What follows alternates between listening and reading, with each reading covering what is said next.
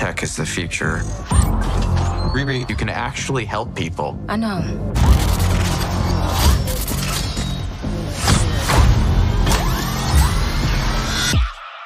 So, where's your arc reactor? That's like the... You know, they don't exactly hand those out. Y'all calling me crazy when I've been balling all day like Brady. When I got back from Wakanda, I felt stuck. To bring my ideas to life, I need cash. Crazy, gotta go crazy. Come work for me. I assume these jobs aren't exactly legal. Not exactly. So you in or out?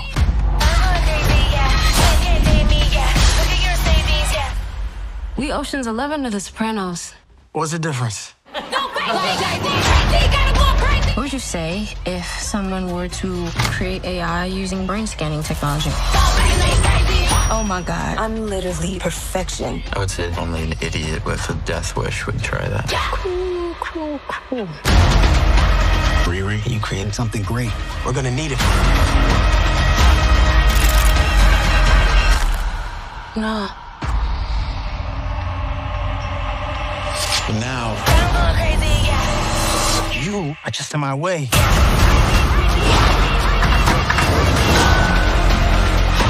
It's Hood. It's from another dimension.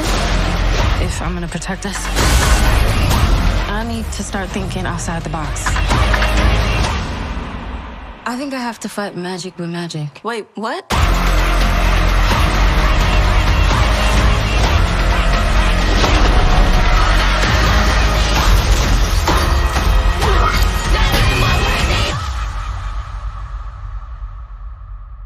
Might be a hero in there after all.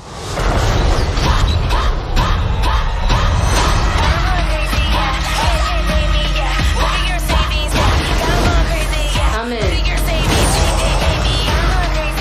Hey, girl.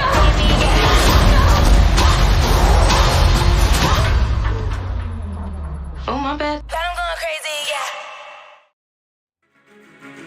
What's good, y'all? This is Charles Madison of Nexxlegacy Radio, and I feel like this is a series that I feel like was going to be sneaky good. And after watching the first 3 episodes of Ironheart that is streaming now on Disney Plus, I feel like I was right. Like, and when I say I'm right, it's just based on my opinion. Like, so I would love yours. So if you're listening to this, thank you for tapping in, and hit the notifications button, subscribe. Share your thoughts on anything that I have as far as the content that is out there. But I needed to get this whole feeling that I have when it comes to certain shows. Curiosity. I know a lot of people left this for dead because it's been on the Marvel Disney cutting room floor for about a year or two. So to get it out now, and I know they're doing 6 episodes, so they've already have the first 3 episodes available now, and the next 3, which will be the final 3, would be available next week for everybody to get, consume, and tap in. But I must say, like, I'm invested in these characters. I'm invested in the flow and the pacing for the first 3 episodes. So just give me your opinion as we start through it. It's a lot of deep cuts and flashbacks and different things that I would love to share my thoughts with you when it comes to these first 3 episodes. So if you haven't watched it or whatnot, so this is a spoiler alert for those who haven't. So if you have, cool, follow with me. If you want to be spoiled and you haven't checked it out now, come on with it. And if you don't want to be spoiled, just turn it off and just watch it and let me know what you think. But the episode 1 is called Built Not Born, and it kicks off with Riri Williams, fresh at MIT. And those who remember Black Panther 2, Wakanda Forever, knows that Riri built and put together her suit of armor that she had to keep there, clearly, because it was vibranium and things like that too. So things start off at MIT. And it has that real deep cut for the Invincible Iron Man Volume 2 back in 2006, the comic run. And it feels like a Brian Michael Bendis comics. that was her deep cut when she was first introduced to the world in terms of her character back then. Teenage genius, reverse engineering her own armor in a dorm room. That's what she was building or have built, which is classic.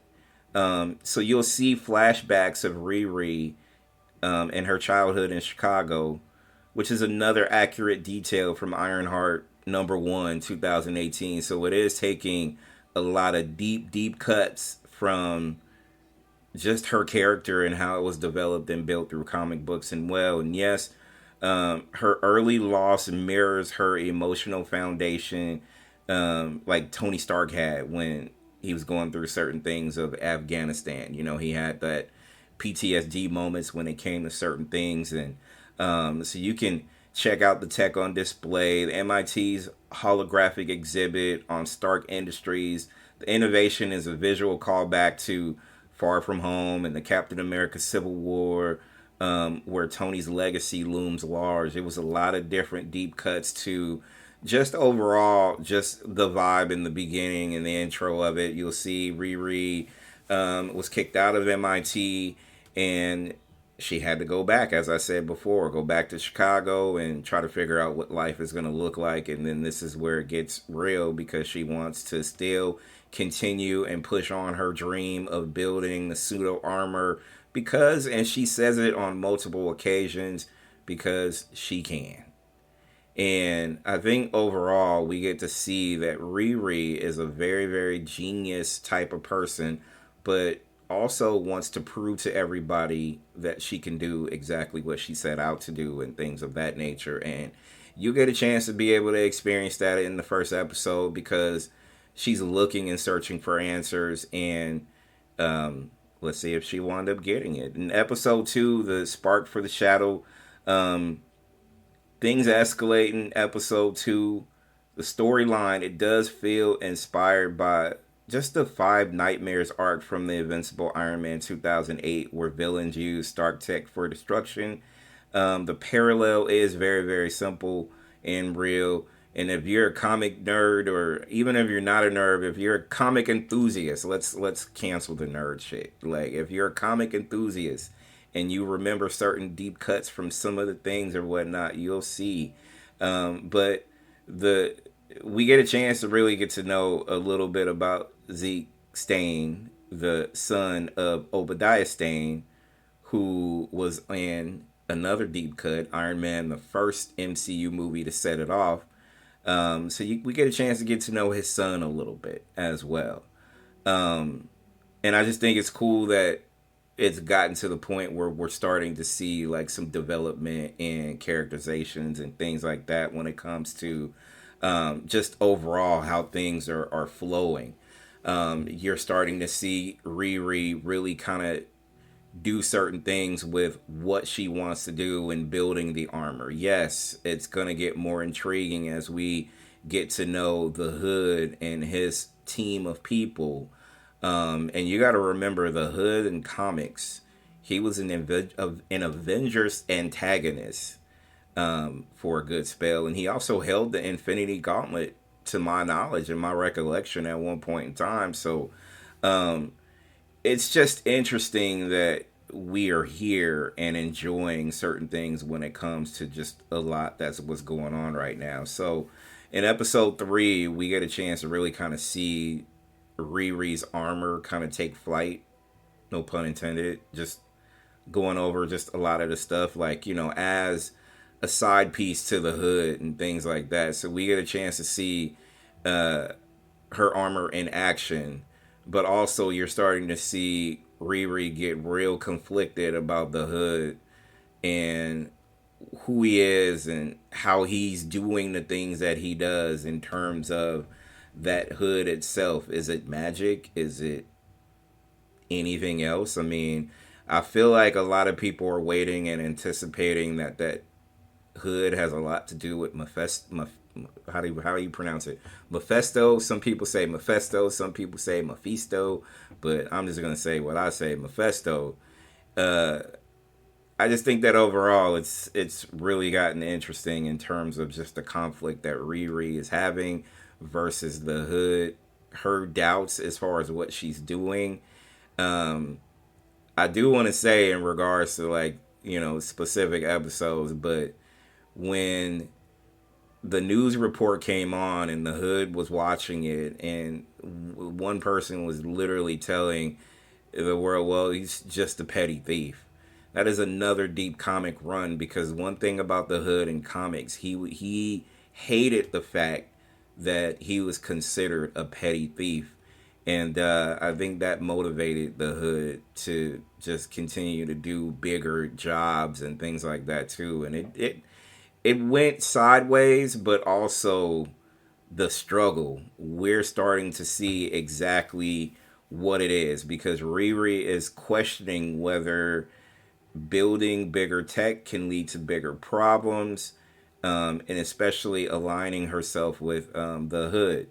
The internal debate is just like Iron Man with his identity struggle when it came to like certain things as well. So did he or does he do it for the sake of the world, or is it to stroke his own ego? Whatever the case may be. But I will tell you this, it is worth seeing, worth checking out, just because you're starting to see Riri come of age. And I didn't even begin to talk about her developing an AI that is similar to the personality of her best friend who died, who was killed. The struggles that Riri has is the emotional connection of losing her stepdad, losing her best friend in one fell swoop while she's still alive. So there's a lot of conflicting things that goes on with her being in the position that she's in.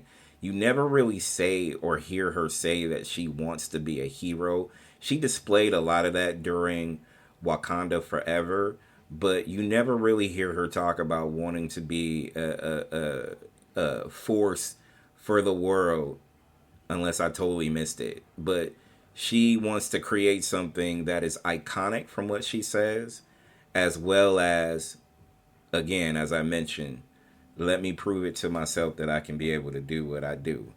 And I think this is what kind of got me hooked. So I'm, as I mentioned, very intrigued, very looking forward to the next and the final wave of episodes. The first 3 episodes of Ironheart, it proved that Marvel isn't just handing down the Iron Man torch. They're reforging it with new ideas, emotional weight, and deep roots within the comic lore. There's so many different comic deep cuts. You definitely got to go check it out and see. From MIT to Chicago, 10 Rings to Tony Stark's legacy. The show is packed with connective tissue that links Iron Man films, Black Panther, Shang-Chi, and even, the future of the Armor Wars, really, when you think about it. Because if Riri can build something that, you got to remember in Iron Man 2 that the U.S. government had a problem with even Tony Stark keeping what he invented. You don't think they're not going to knock on her door or try to weaponize it in some way, shape, or form? It's interesting. It's interesting. And I just want everybody to just really kind of tap in and give me your thoughts as far as that goes. So to me, I think it's fine. I think it's a solid B- right now in terms of like an overall grade. But, we'll see if that levels up or levels down in terms of what the next 3 episodes will get into. So, like I said, episode 1, very strong. It was the emotional setup that I feel like we needed to get to know the characters involved.